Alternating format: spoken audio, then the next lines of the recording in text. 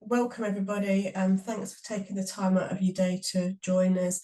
We just wanted to do an update for you. I know the last one we did was probably September time last year, so we just wanted to do an update of what's been happening with the government and the reforms and let you know where we are.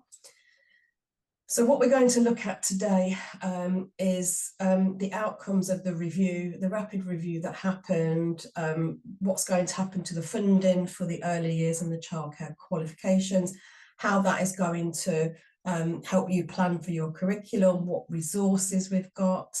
Briefly wanted to talk about what's happening in the level 2 space, and then we'll have time at the end for any questions. Esther's here as well, so if you want to put any questions in the chat box, Esther will be there to answer any questions. Anything we can't answer today, we will take away and we will come back to you with answers for those questions. But really the purpose of today is just to update you of what's been happening with the funding and how that will impact our sector moving forward. So just briefly, just to talk about the reforms and the timelines, and I know we've probably talked a lot about this to you, but going back to 2021, the government announced the landscape of change for qualifications at level 3, how there was a drive to have academic and technical qualifications and pathways alongside the T-levels. And looking at them, they were starting to look at defunding qualifications with low or no registration. So that's where we started in 2021. In 2022, the DfE published criteria for awarding organisations to develop the reformed qualifications. And the reformed qualifications were put into cycles. Early years and childcare was in cycle 1, so that's where we started. And the government set forward their plans of what they will fund in 2025, and all of what was allowed to be developed, etc. So in 2023, we, along with all of our colleague AOs, submitted qualifications in cycle 1 for funding approval. So what we submitted in 2023 was for funding approval for First Teach in 2025. So for the purpose of us and what we're talking about, we submitted our new early childhood development qualification. That was approved and approved for funding in First Teach August, September 2025. Then in 2024, we started work on cycle 2 of the level 3. Now, for our sector, we don't have anything in cycle 2, so there's nothing to report on there. We were only, our sort of qualifications were only in cycle 1. Then, as you all know, we went into a general election and all of the reform work was paused, and that was paused for if a new government came into place, then they would want to review what the previous government had decided moving forward with the qualifications. So whilst the submission of cycle 2 was paused and the review of what had already happened in cycle 1 was part of the review, part of the curriculum review, looking at what they'd said were to be defunded, and then if things were said to be defunded, they may now not be defunded or may be given an extra year to allow the government to review the qualifications further. So that's kind of a timeline of what's been happening over the last few years. Again, the slides, which you'll have access to later, we've put in the links there for the qualifications that were part of that review and what the outcomes were, what was being defunded, what was not being defunded. That was published in December 2024. So that's the first time we had sight of it, in December 2024.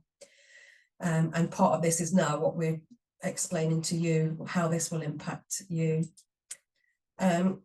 So just key outcomes of that review were that AAQs and technical qualifications in cycle 1, which early childhood development was cycle 1, will continue to be first teach September 2025. So pretty much what we expected there. We didn't think that they would backtrack on the developments that have happened. So that will we will still continue. The early childhood development will still continue to be funded for first teach September 2025. The rest of this, RQF BTEC nationals in these sectors remain defunded and replaced by the new BTEC national AAQs and technicals. Again, still remains, it's still the same for us. Something that did come, and I'll go into this a bit more in detail later, that the one AAQ and two A-level study program, which had been insisted beforehand that you would run this one AAQ with, alongside two A-levels, that's been scrapped. So centres can revert back to choosing study programs. We'll talk about that a bit more later on. Each sector funding was reviewed independently, so each sector has had a different outcome. It's not been a blanket approach across all sectors. And also level 2 cycle 1 will continue to be first teach in September 2025, because what happened in cycle 3 went, level 3 went first, cycle 2 went second. The purpose of the review and outcomes for cycle 2 was whatever had been developed in level 3 cycle 1, that level 2 cycle 1 would feed into that progression. So if we've got an early childhood development qualification in level 3, we were able to create something in level 2 that would mean that level 2 learner can progress into the level 3 qualification. So they were the key outcomes from the document that DFE posted in December 2024. Now, out of that document, I've just taken out the exact words that were said for the outcomes of education and early years sector. And there's no surprise here. I'm not going to read it out word for word because you can see that and you'll have access to that. But there was no surprise there, because we were always told, and the government were always very firm on this, that the larger size BTEC nationals were not required because there is a successful T-level in this sector, and there is a successful apprenticeship program in this sector. So there was no surprise there. We were not expecting the outcome of this review to come back and say, yes, you can still keep your 720 and 1080 larger size BTEC nationals. So there's no surprise there. So it's business as usual for us. We knew that they would keep to the message that they'd already given out, that the T-level is a successful program in that sector. So that remains. There's no change there for us.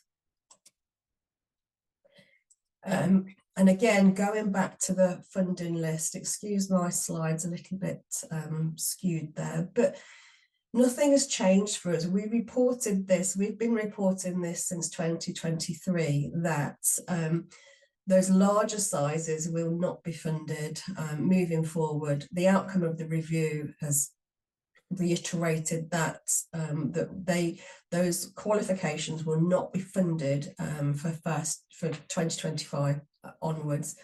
So the replacement qualification for the current extended certificate in children's play, learning and development, the replacement qualification for that is the extended certificate early childhood development. That is funded and will be available for funding for first teach August, September 2025. So there is nothing different that's happened to us that we've talked about previously. We've had no that there's been nothing different that's happened to us, but there's been no outcome that we weren't expecting, or that an outcome that we could appeal against. They've maintained the message and stayed strong on that there is a T-level. So there is adequate provision in our sector for learners post-16 level 3. So nothing's changed there really. Now, previously just spoke about the study program. So part of the previous, before they had the rapid review, what they were insistent on that the AAQ, the academic qualification, had to be ran alongside 2 A levels. And within our messaging, we've talked about the suitable A levels that could be run, that, you know, biology, psychology. So we've talked about that, but now that rule has been scrapped. But we've been given no further information around that. Now, what we're saying is you can design the study programs that are right for your learners. And what we mean by that is that you've got to think about the progression for your learners and what they will need to progress them into HEI, into further studies, onto their degree programs. So really, until we get any more information, we are kind of saying that you need to do what's best and right for your learners for their progression prospects. So start thinking about other programs. We don't know. We've had no further information than that. So we don't actually know if you could do another AAQ alongside that. We assume you could if they've scrapped that rule. But what you need to think is, will that give them the correct progression and UCAS point? Will that allow them, you know, will that give them enough to be accepted onto the HEI program? So I think that's really something that you need to think about. You need to think about your cohorts of learners and what their aspirations are and where they're going, and to make sure that you've got the right study program in place for them. As soon as we get any further information about the rules on that and what will be funded and what will support progression, as soon as we've got any more information on that, we will update centres. But at the moment, that's the headline information that we got, that the rule of combination has been scrapped. You can now design your own study program, which is going back to what you could do before anyway. So just something for you to think about. Okay, and I know we've talked about this, and I know if any of you attended the Getting Ready to Teach events, we did a lot more in-depth discussion about the existing qualification and the new qualification. As you all know, the new qualification is on the website. The specification is on the website. The transition guides are on the website. There's sample assessment materials for units 1 and 2 on the website. So everything that you need to start preparing to deliver is on the website at the moment. So again, the current structure, you had 3 mandatory units and you chose 1 optional unit. In the new structure, the new world, you've got 4 mandatory units, 2 are internal and 2 are external. And the units have been developed in partnership with HEIs, you know, looking at what content people need to progress onto further study programs, etc. So as I say, that's all on the website. And if you need any further help, please contact Esther for any information that you may need about where things are for the new qualification.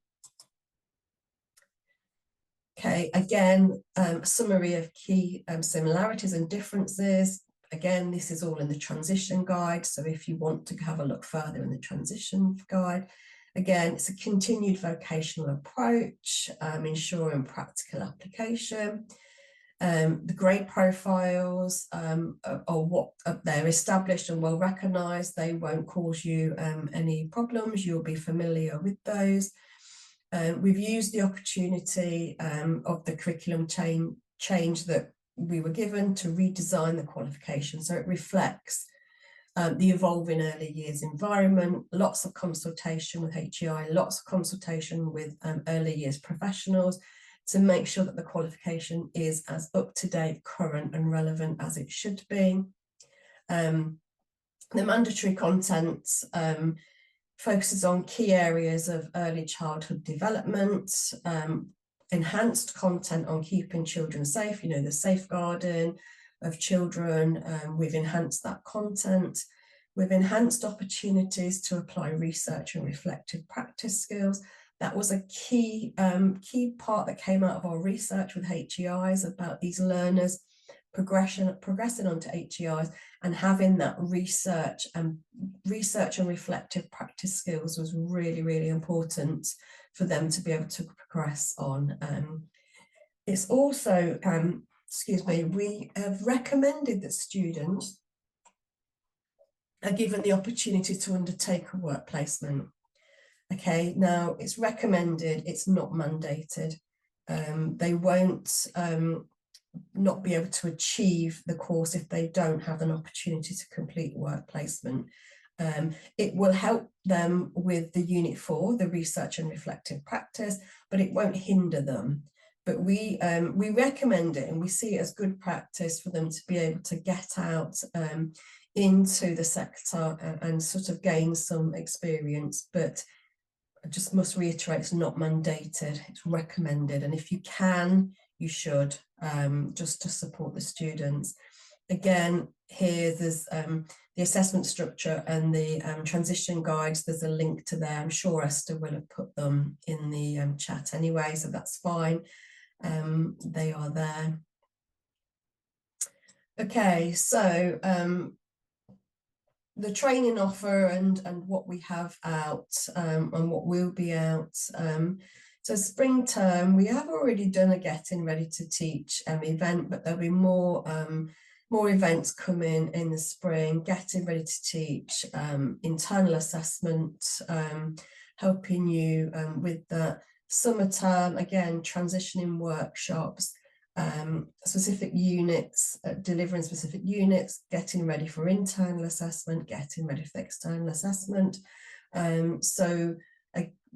These will all be available to you. They'll be starting to be cascaded through.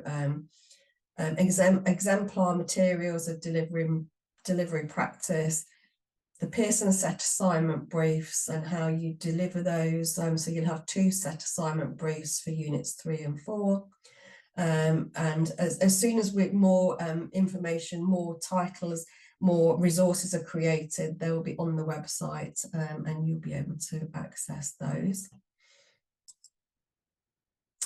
Okay, again, the support, it's exactly the same support that you would have had from your BTEC Nationals, delivering BTEC, Exam Wizard, Teaching and Learning Support, Results Plus, access to scripts, subject advisors. Obviously, Esther is our subject advisor for health and social care and for childcare. So again, you will have access to Esther. If you haven't already, sign up for Esther's updates, and we will continue to keep everybody updated with support and guidance to deliver the new qualification. I'm hoping the subjects within the qualification are very, apart from the Unit 4, which is obviously the research and reflective practice, but Units 1, 2 and 3, a lot of the content is very, very similar to what was in the previous qualification. It's just been updated, reviewed and revised. So a lot of that content it should be familiar to you, and you should not really have many issues with making the switch to the new qualification. Okay, so the paid for resource package that's being worked on at the minute, there's going to be student books and teacher packs. Now, we are saying that the samples will be available early 2025. I've been told end of January that they're hoping to have the samples out. The planned publication date for the paid for resources student book teacher packs is going to be April 2025, May at the absolute latest, but what we've been told is April is the date that those resources will be available. Again, there's the link in here for where the paid for resources will be, so you can access those. Yeah, so I've just highlighted really, so they're all of the sectors that where the resources will be available. I've just highlighted ours, early childhood development. There's be a student book, an ebook, and a teacher pack available. Again, we're hoping that they will be available April. Yeah, again, just reiterating the planning. And so at the moment we are working on a planning and delivery guide. I have had sight of that today. We are planning to do the review of those, internal review of those in February. The planned date that those planning and delivery guides will be available is March. So definitely by the end of March, they will be available. They'll be on the web page with all of the other early childhood developments materials, along with the specification, the SAMs, etc. So they'll be there. Again, samples end of January. On the website currently, there is a sample assessment materials for units 1 and 2. That's already on the website. I'm sure Esther's put the links in for where they are. So they're already there for you to start having a look at and start planning. Just wanted to talk about level 2. So I don't know if any of you also deliver level 2. So the post-16 level 2 reform rollouts, we were working in cycle 2. We have submitted cycle 1. We were working on cycle 2. That's been paused. And at the moment, the only information that we've had from the DfE was that this will be revisited later in 2025. So how it affects us in the early years sector is that obviously early years was in cycle 1, and cycle 1 was submitted in 2023 for first teach in September 2025. So you can see the groups that were in cycle 1, education and childcare. So that's where we sit. Again, cycle 2 and cycle 3, cycle 2 and cycle 3 does not affect us because they are different sectors. If you deliver in health and social care, it will affect you in health and social care.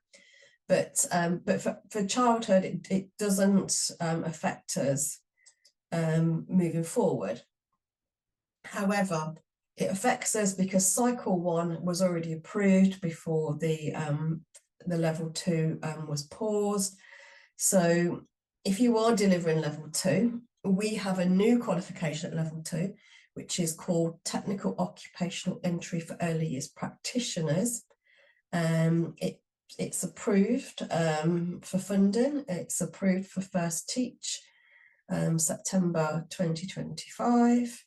It replaces the current level 2 technical in children's play, learning and development, early years practitioner in brackets.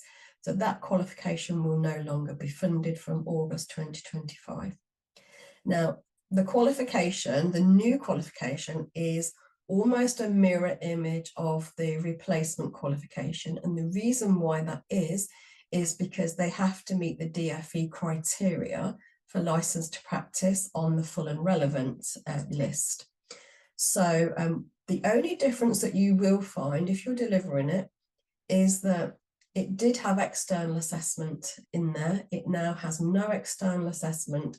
It has 11 mandatory units, and they are all 100% internally assessed with Pearson authorised assignment briefs. Authorised assignment briefs you can amend, change, you can make your own. It still has retained the 280-hour work placement, and that is because it's licensed to practice. It's on the DfE full and relevant list. So we submitted the new qualification. The current qualification is on DfE full and relevant list, but from September 2024, we had to submit the new qualification to be approved on their list. So any learner that does the new qualification, when they've completed their qualification and they go into employment, they've got a qualification that meets the DfE criteria full and relevant. So you shouldn't really see any changes because all of the content is the same content of the existing qualification because it has to meet the DFE criteria. So it's just called a different name. Okay, so on the slides, we've put useful links if you want to look at the information about the updated Level 3 funding guide, the Level 3 reforms page. As you know, as I've just said, some of the qualifications that were due to be defunded are now not defunded, and they will continue on for another year, but that doesn't happen in our sector. So everything that we've said is defunded, will be defunded, and you'll find that information in all of the DFE links. And there's qualifications that have had funding extended. We're not in there. I think the only one that we have had extended was a teaching assistant, specialist teaching assistant, which was due to be defunded, has been given the reprieve of a year. So if you're delivering teaching assistants, that's had a reprieve, but nothing in the early years sector has had a reprieve. So, okay, so yeah, next steps. They've paused cycle 2 submissions for level 2 and 3. We don't know when they will open. We have continued to carry on with the project of creating the qualifications. So all of the qualifications in cycle 2, level 2 and 3 have all been completed, and they're all just sat in a folder waiting for notification from the DFE of whether they will continue. I'm sure they will, because if cycle 1 has continued, it seems odd that cycle 2 wouldn't, but we just don't know when they'll be submitted and when they'll be first teach. So again, cycle 1, as I've just said, first teach 2025. DFE will open a new cycle 2 for additional titles in health and social care, applied science, construction and digital, but that's to be confirmed if you know of any colleagues who are delivering those. For all other sectors, qualifications that need to be retained long term will be reformed and informed by curriculum and assessment review. We're calling it the CAR. Again, we don't know the outcomes of that review. We expect to know more later in the year. So again, as soon as we know anything about all of the other sectors, we will be updating. But for our sector, it's business as usual. Everything that we said in 2023, 2024 will continue to go ahead for us in our sector.